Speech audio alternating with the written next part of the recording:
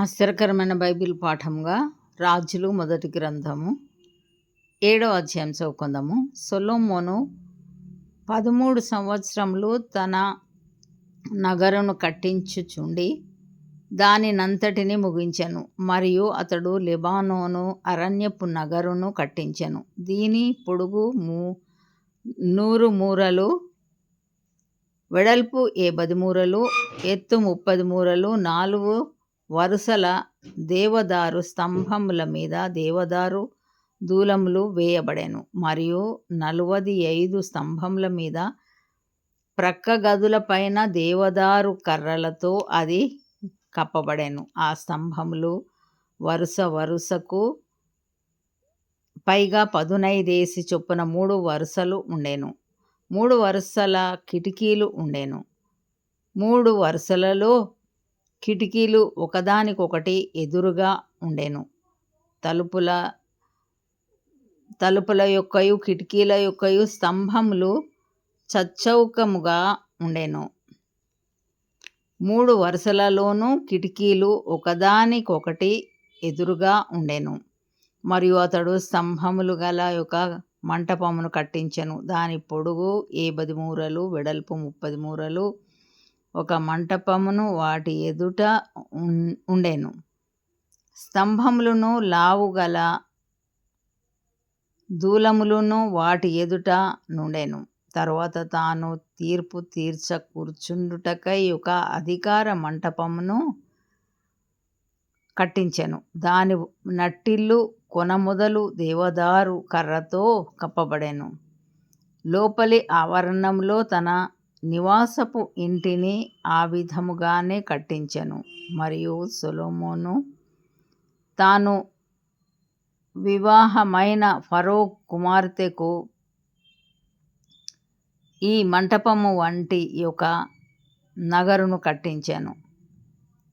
ఈ కట్టడములన్నీ పునాది మొదలుకొని గోడ చూరు వరకు లోపలను వెలుపలను వాటి పరిమాణ ప్రకారముగా కొలవబడినట్టివియు, రంపముల చేత కోయబడినట్టివియు, మిక్కిలి వెలగల రాళ్లతో కట్టబడెను. ఈ ప్రకారమే గొప్ప ఆవరణపు వైపుననున్న వెలుపలి భాగమును ఉండెను. దాని పునాది 8 మూరలు గల మిక్కిలి వెలగల పెద్ద రాళ్లతో కట్టబడెను. పైతట్టున పరిమాణ ప్రకారముగా చెక్కబడిన మిక్కిలి వెలగల రాళ్ళును దేవదారు కర్రలును కలవు. గొప్ప ఆవరణమునకు చుట్టూను 3 వరుసల చెక్కిన రాళ్ళును 1 వరుస దేవదారు దూలములను కలవు. యెహోవా మందిరంలోని ఆవరణము కట్టబడిన రీతినే ఆ మందిరపు మందసమును కట్టబడెను.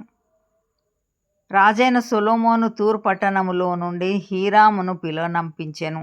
ఇతడు నఫ్తాలి గోత్రపు విధవరాలి కుమారుడై ఉండెను. ఇతని తండ్రి తూరు పట్టణపు వాడగు ఇత్తడి పనివాడు. ఈ హీరాము పూర్ణ ప్రజ్ఞగల బుద్ధిమంతుడును, ఇత్తడితో చేయు సమస్తమైన పనులలోనూ బహు చమత్కారపు పనివాడునై ఉండెను. అతడు సొలొమోను నొద్దకు వచ్చి అతని పని అంతయు చేసెను. ఏమనగా అతడు 2 ఇత్తడి స్తంభములు పోతపోసెను. ఒక్కొక్క స్తంభము 18 మూరల నిడివి గలది. ఒక్కొక్కటి 12 మూరల కైవారము కలది. మరియు స్తంభముల మీద ఉంచుటకై ఇత్తడితో 2 బీటలు పోతపోసెను. ఒక పీట యొక్క ఎత్తు 5 మూరలు, రెండవ పీట యొక్క ఎత్తు 5 మూరలు.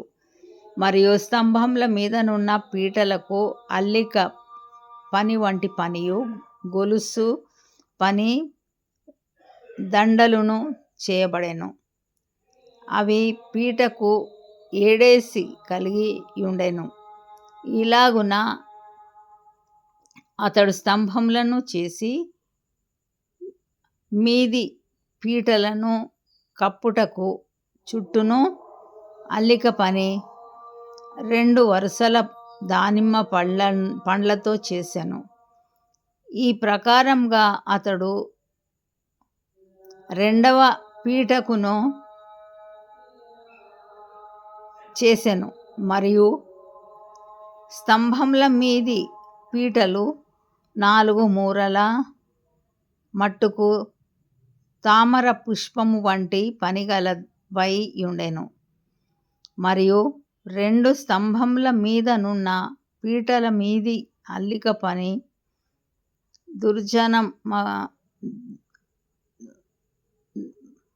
అల్లిక పని దగ్గరనున్న ఉబ్బెత్తుకు పైగా దానిమ్మ పండ్లుండెను. 200 దానిమ్మ పండ్లు ఆ పీట మీద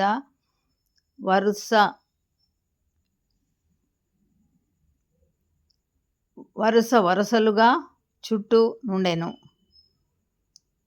ఈ స్తంభములను అతడు పరిశుద్ధ స్థలపు మంటపములో ఎత్తించెను. కుడిపార్శ్వపు స్తంభమును ఎత్తి దానికి యాకీను అను పేరు పెట్టెను. ఎడమ పార్శ్వపు స్తంభమును ఎత్తి దానికి బోయజు అని పేరు పెట్టెను. ఈ స్తంభముల మీద తామర పుష్పము వంటి పని ఉండెను. ఇలాగున స్తంభముల యొక్క పని సమాప్తమాయెను.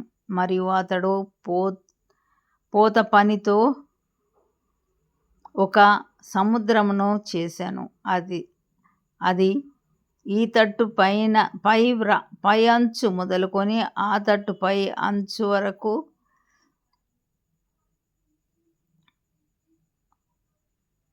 10 మూరలు, అది 5 మూరల ఎత్తు గలదై గుండ్రముగా ఉండెను. దాని కైవారము 30 మూరలు. దాని పై అంచునకు క్రింద చుట్టూను గుబ్బలుండెను. మూరకు 10 గుబ్బల చొప్పున ఆ గుబ్బలు సముద్రము చుట్టూను ఆవరించి ఉండెను. అది పోత పోయబడినప్పుడు ఆ గుబ్బలు 2 వరుసలుగా పోత పోయబడెను. అది 12 ఎడ్ల మీద నిలువబడి ఉండెను. వీటిలో 3 ఉత్తర దిక్కును, 3 పడమట దిక్కును, 3 పడమర దిక్కును, 3 దక్షిణ దిక్కును, 3 తూర్పు దిక్కును చూచుచుండెను. వీటి మీద ఆ సముద్రము ఎత్తబడి ఉండెను.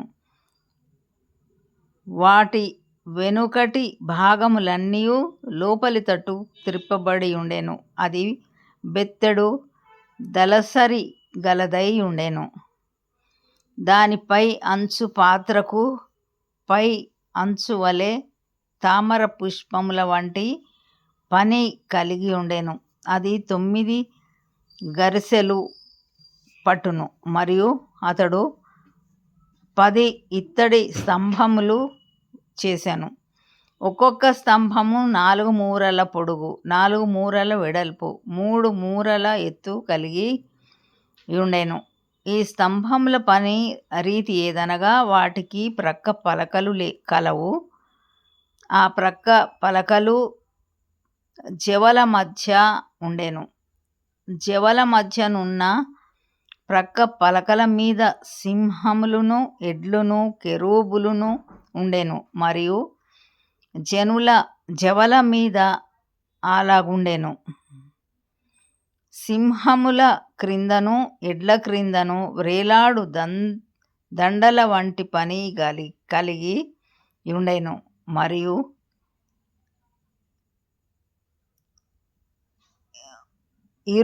ఇరుసులను కలిగి ఉండెను. మరియు ప్రతి స్తంభమునకు 4 ఇత్తడి చక్రములు ఇత్తడి ఇరుసులును కలిగి ఉండెను. దాని 4 మూలలను దిమ్మలు కలవు. ఈ దిమ్మలు తొట్టి క్రింద అతికిన ప్రతి స్థలము దగ్గర పూత పోయబడెను. మరియు దాని మూతి పైపీట యందును మీదను మూరెడు నిడివి. అయితే మూతి క్రింద స్తంభము పని చొప్పున గుండ్రముగా ఉండి మూరన్నర నిడివి. మరియు ఆ మూతి మీద ప్రక్కలు గల చెక్కిన పనులు కలవు. ఇవి గుండ్రనివి కాక చచ్చౌకముగా ఉండెను. మరియు ప్రక్క పలకల క్రింద 4 చక్రములు కలవు. చక్రముల ఇరుసులు స్తంభములతో అతకబడి ఉండెను. ఒక్కొక్క చక్రము మూరెడున్నర నిడివి గలదై ఉండెను. ఈ చక్రముల పని రథ చక్రముల పనివలె ఉండెను. వాటి ఇరుసులును అడ్డలును పూటీలును ఆకులును పూత పనివై ఉండెను. ఒక్కొక్క స్తంభపు 4 మూలలను 4 దిమ్మలు కలవు. ఈ దిమ్మలును స్తంభమును ఏకాండముగా ఉండెను. మరియు స్తంభమును పైని చుట్టూను జానెడు ఎత్తుగల గుండ్రని బొద్దు కలిగి ఉండెను. మరియు స్తంభమును పైనున్న జవలును ప్రక్క పలకలను దానితో ఏకాండముగా ఉండెను. దాని జవల పలకల మీదను దాని ప్రక్క పలకల మీదను అతడు కెరూబులను సింహములను తమాల వృక్షములను ఒక్కొక్క దాని చోటును బట్టి చుట్టూను దండలతో వాటిని చెక్కెను. ఈ ప్రకారము అతడు 10 స్తంభములను చేసెను. అన్నిటి పోతయును పరిమాణమును రూపమును ఏకరీతిగా ఉండెను. తరువాత అతడు 10 ఇత్తడి తొట్లను చేసెను. ప్రతి తొట్టి 720 తూములు పట్టునది. ఒక్కొక్క తొట్టి 4 మూరలు. ఒక్కొక్క స్తంభము మీది ఒక్కొక్క తొట్టి పెట్టబడెను. మందిరపు కుడిపార్శ్వమున 5 స్తంభములను మందిరం యొక్క ఎడమ పార్శ్వమున 5 మట్లను అతడు ఉంచెను. సముద్రమును దక్షిణమునకు ఎదురుగా తూర్పు తట్టున మందిరం యొక్క కుడి పార్శ్వమున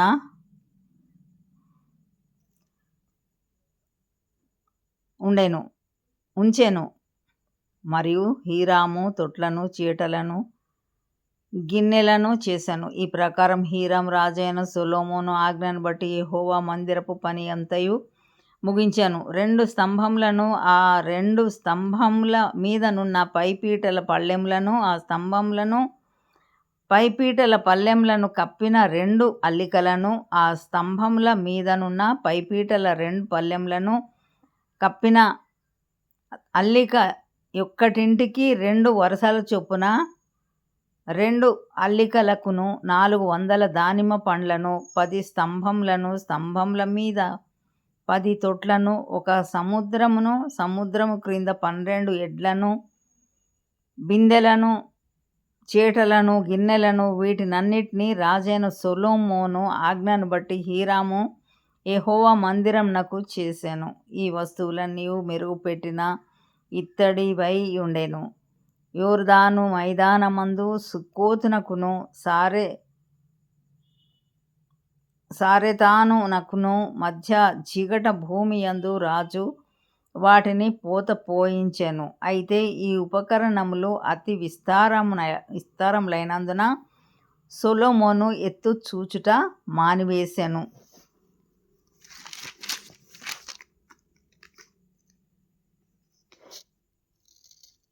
ఇత్తడి యొక్క ఎత్తు ఎంతైనది తెలియబడకపోయెను. మరియు సొలొమోను యెహోవా మందిర సంబంధమైన తక్కిన ఉపకరణములన్నిటినీ చేయించెను. అనగా బంగారపు బలిపీఠమును, సముఖపు రొట్టెల నుంచు బంగారపు బల్లలను, గర్భాలయము ముందర కుడిపార్శ్వమున 5ను, ఎడమపార్శ్వమున 5ను, 10 బంగారపు దీపస్తంభములను, బంగారపు పుష్పములను, ప్రమిదలను, కారులను, మేలిమి బంగారపు పాత్రలను, కత్తెరలను, గిన్నెలను, ధూప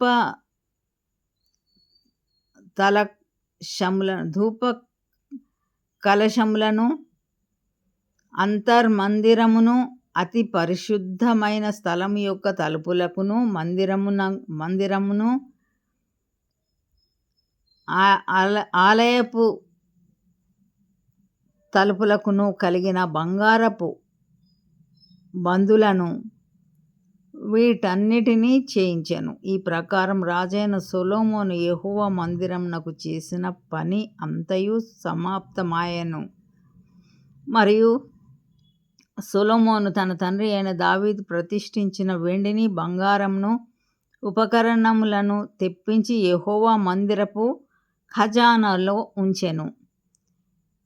ఇంతటితో ఈ దినం కొరకైన బైబిల్ పాఠము సరి.